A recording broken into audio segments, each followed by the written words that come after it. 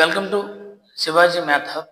మనం simple interest and compound interest అనే టాపిక్లో difference between simple interest and compound interest అనే దాని మీద సమ్స్ చేస్తున్నాం. This model is very very important to all competitive exams. Group D railway, అలాగే SSC, banking, any other competitive exam మనకి ఈ simple interest and compound interest అనే topic చాలా important. దాంట్లో మరీ ప్రత్యేకించి the difference between simple interest and compound interest మనం చూసాం. Difference between simple interest and compound interest ఏ విధంగా ఫైండ్ అవుట్ చేయొచ్చు, 2 years కానీ 3 years కానీ లేదా 4 years కానీ. నా ఇప్పుడు చూడండి, దాంట్లో మరికొన్ని మోడల్స్ మనం చూద్దాం వితౌట్ ఎనీ ఫార్ములా. మనం ఫార్ములా అప్లై చేయకుండానే అర్థమెటిక్ అనేది చాలా సింపుల్గా ఏ విధంగా చేయొచ్చు మీరు చూడబోతున్నారు. దయచేసి ఈ వీడియోని స్కిప్ చేయకుండా చూడండి. ఒకసారి చూడండి, ఈ క్వశ్చన్లో మనకి ఏమి ఇచ్చారు. The difference between compound interest and simple interest are earned on a certain sum of money in 2 years at 9% per annum is 97.2. Find the sum invested అని ఇచ్చారు. 2 years కి కొంత సర్టెన్ మనీ మీద మనకి 9% రేట్ చొప్పున సింపుల్ ఇంట్రెస్ట్కి compound ఇంట్రెస్ట్కి difference 97.2 అయినట్లయితే ఆ సమ్ ఎంత అంటే ప్రిన్సిపల్ ఎంత ఫైండ్ అవుట్ చేయమంటున్నారు. మనం దీన్ని లాజికల్గా చేసే ప్రయత్నం చేద్దాం. చూడండి, ఇక్కడ మనకి రేట్ ఆఫ్ ఇంట్రెస్ట్ అనేది 9% ఇచ్చారు. 9% మనం ఫ్రాక్షన్లో రాసినట్లయితే 9/100. 9/100. ఇక్కడ చూడండి, టైం అనేది 2 years ఇచ్చారు. 2 years ఇచ్చారు కాబట్టి 100 స్క్వేర్ని ప్రిన్సిపల్ కింద తీసుకోవాలి. 3 years ఇస్తే 100 క్యూబ్ తీసుకుంటాం. అట్లాగే 4 years ఇస్తే 100/4 ఆ విధంగా మనం తీసుకోవాలి. ఇక్కడ మనం చూడండి, ప్రిన్సిపల్ ఏం చేద్దామంటే 100 స్క్వేర్ అని తీసుకుందాం. 2 years ఇస్తే 100 స్క్వేరు, 3 years ఇస్తే క్యూబు, అంటే డినామినేటర్ని స్క్వేర్ తీసుకుంటున్నాం. ఒకవేళ 3 years అయితే డినామినేటర్ని క్యూబ్ తీసుకుంటాం.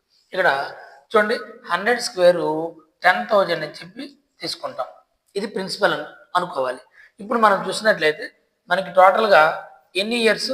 2 years. Let it be here 1 and it is year 2. ఇది సెకండ్ ఇయర్, ఇది ఫస్ట్ ఇయర్ అనుకుంది.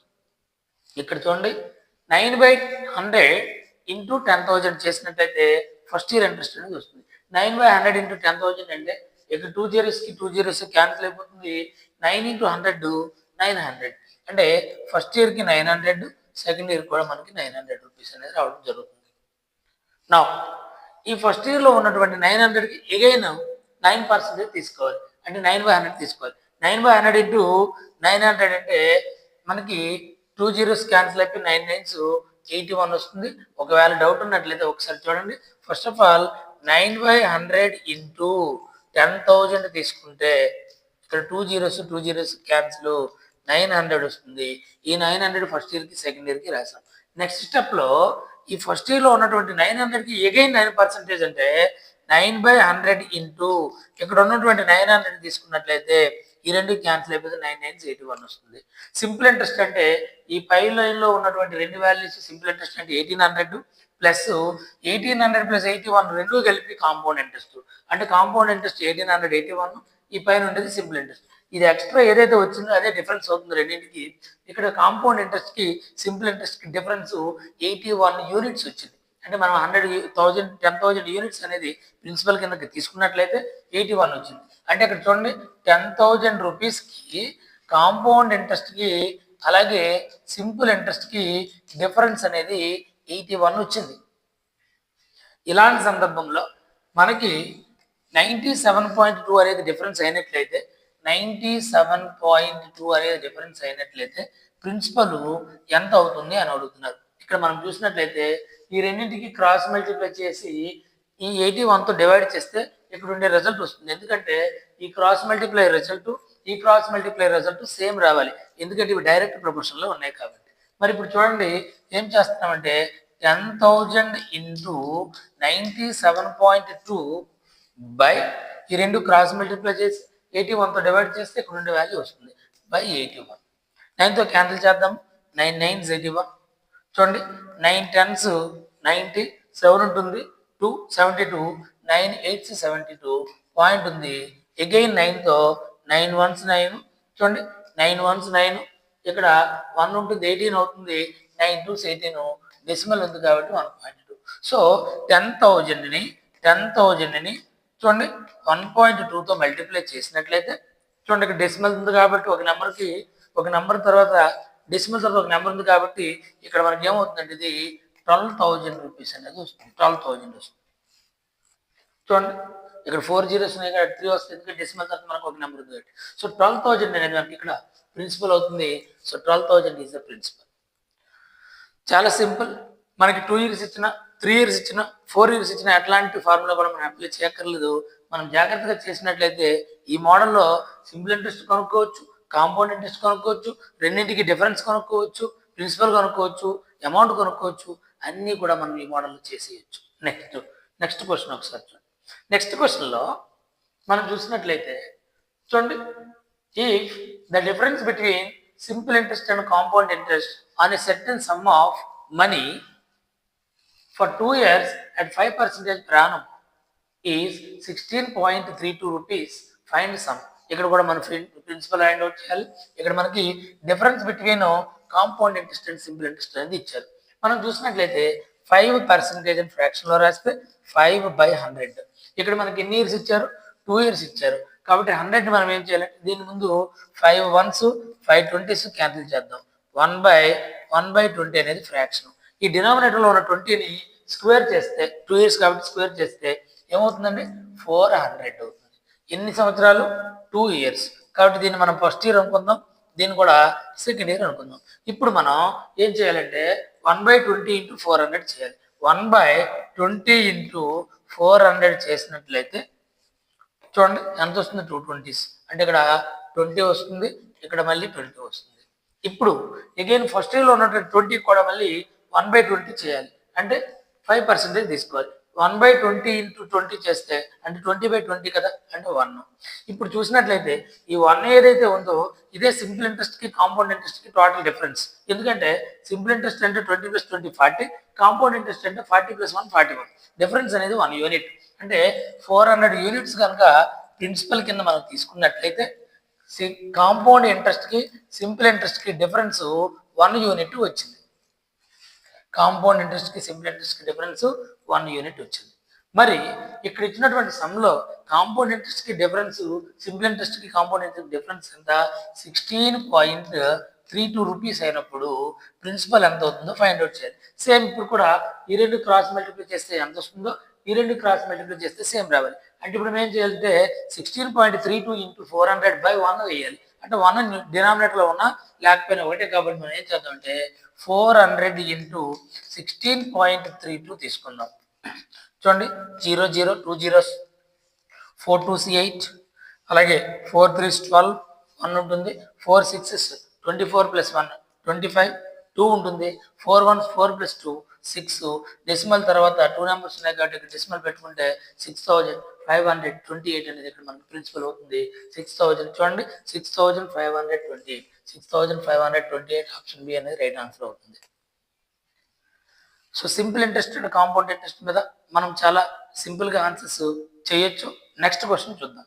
ఈ క్వశ్చన్లో ఒకసారి చూసినట్లయితే నెక్స్ట్ క్వశ్చన్లో ఏమి ఇచ్చున్నారంటే, if the difference between simple interest and compound interest on a certain sum of money of 14 2/7% per annum for first year and 11 1/9% per annum for second year is 40, then sum of money is అని ఇచ్చారు. ఇది చాలా డిఫరెంట్గా అడిగారు ఈ question.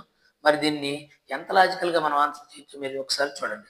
నేను ఈ 40 అనేది సింపుల్ ఇంట్రెస్ట్కి కాంపౌండ్ ఇంట్రెస్ట్కి డిఫరెన్స్ ఇచ్చేసారు. ఫస్ట్ ఇయర్కి రేట్ ఆఫ్ ఇంట్రెస్ట్ వేరేగా ఉంది, సెకండ్ ఇయర్కి రేట్ ఆఫ్ ఇంట్రెస్ట్కి వేరేగా ఉంది.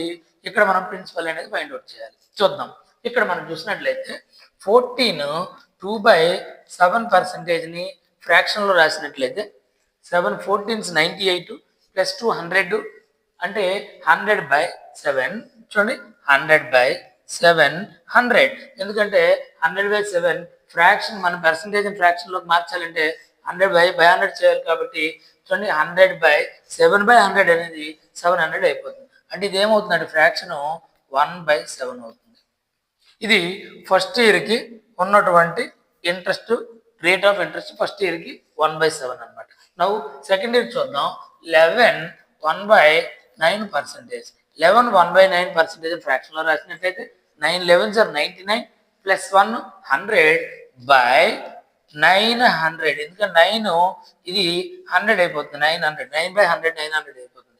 సో మనకేమవుతుందంటే 1/9 అనేది ఫ్రాక్షన్ అవుతుంది. This is rate of interest for second year. First ఇయర్కి రేట్ ఆఫ్ ఇంట్రెస్ట్ 14 2/7%, సెకండ్ ఇయర్కి రేట్ ఆఫ్ ఇంట్రెస్ట్ 11 and 1/9%. ఆ విధంగా ఉండేటప్పుడు 2 ఇయర్స్కి రేట్ ఆఫ్ ఇంట్రెస్ట్ అంటే ఇక్కడ కాంపౌండ్ ఇంట్రెస్ట్ అండ్ సింపుల్ ఇంట్రెస్ట్కి డిఫరెన్స్ అనేది 40 ఇచ్చారు, 40 రూపీస్ ఇచ్చారు. అలాంటప్పుడు మనం ప్రిన్సిపల్ ఫైండ్ అవుట్ చేయాలి. ఎంత ఈజీగా చేయొచ్చు మనం చూద్దాం.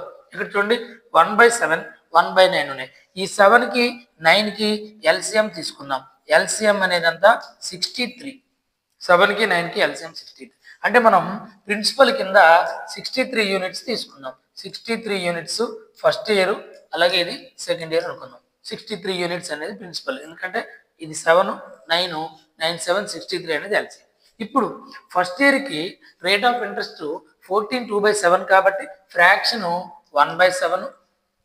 సెకండ్ ఇయర్కి రేట్ ఆఫ్ ఇంట్రెస్ట్ 11 1/9 కాబట్టి ఇక్కడ 1/9 అనేది ఫ్రాక్షన్. అంటే చూడండి 7 9s 1/7 into 63 చేస్తే 7 9s 63, అలాగే 1/9 into 63 చేస్తే 9 7s.